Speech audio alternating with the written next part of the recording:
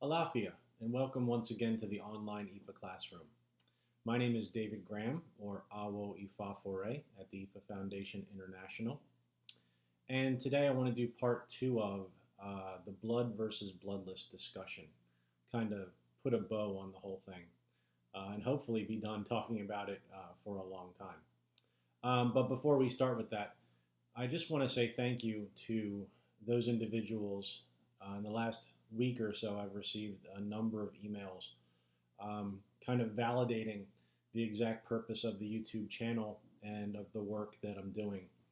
Just thank yous. You helped me understand this concept. You explained it in plain English.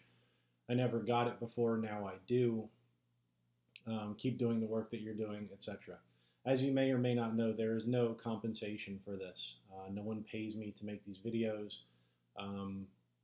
No one pays to hear me ramble on. So the payment or the gratification is hearing that the channel is doing exactly what it was designed to do, and that is to provide free information to both IFA initiates that might be seeking something more, or for the non-initiated seeking to understand this philosophy better, and to do it free of charge for learning's sake alone. So to everybody who has sent in feedback, I really appreciate it. Now moving on to, as I said, hopefully tie a bow on or finalize the discussion of blood versus bloodless. If you've already watched part one, I'm sure you're very clear on my opinion of the need for the use of animals, the use of blood sacrifice in 21st century modern day North America. When I went back and listened to snippets of that piece to think of how to tie this all up, I realized that I might have come across too harsh on the folks that are still using the animals in their spiritual practice, and on the IFA priests that still practice initiations and ceremonies using animal sacrifice. So I would like to follow up by saying that if you have never attended a ceremony utilizing the animals, and specifically I'm talking about work being done by reputable IFA priests of good character, known in their community for doing what they do, who are doing this for the right reasons, and hopefully with a community of Awo and other elders that are teaching, you really owe it to yourself to attend a ceremony.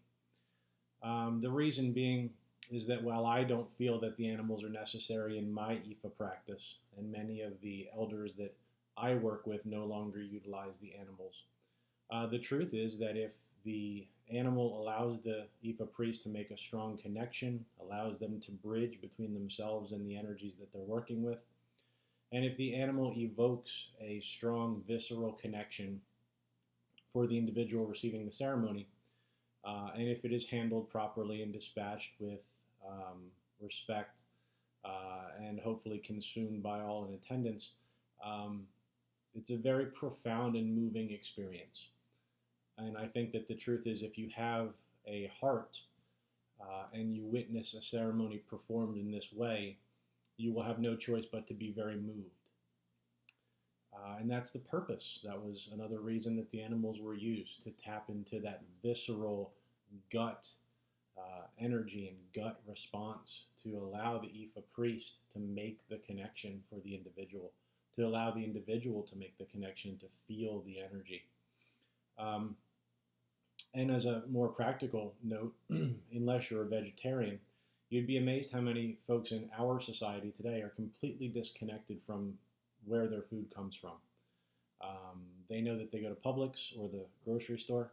They know that they pick up their protein in a white cellophane package. They go home and cook it, and they go on with their life.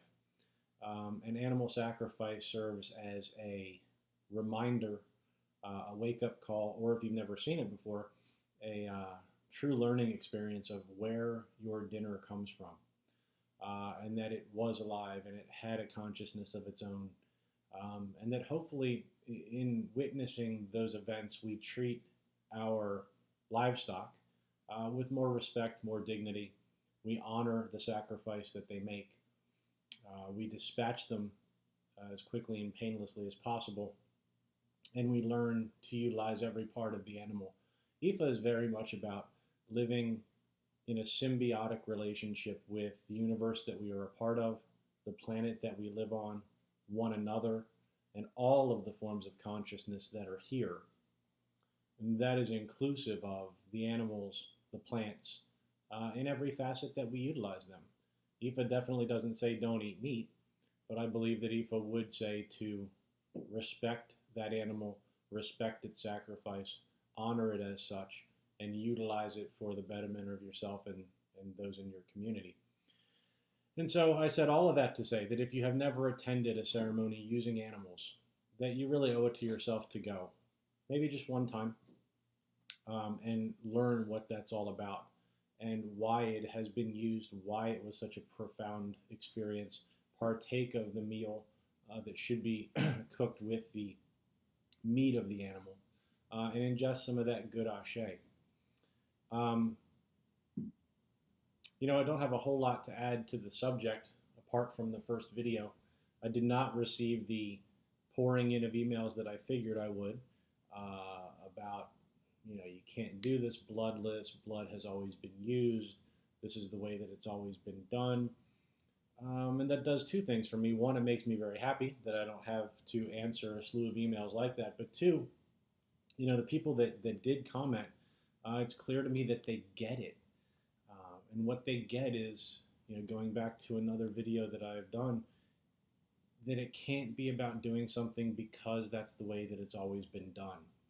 It has to be about elevating our consciousness, elevating our understanding, elevating our communication, our veneration, our work with the Orisha, with our ancestors, with Orunmila, with our connection to the universe as a whole.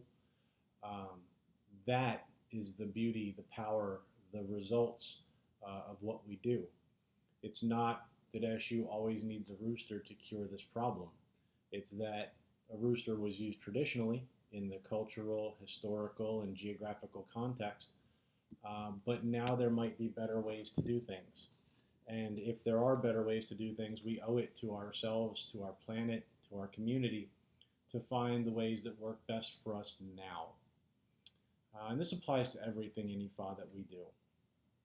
If you excuse me, my kitty cat is now going to take center stage.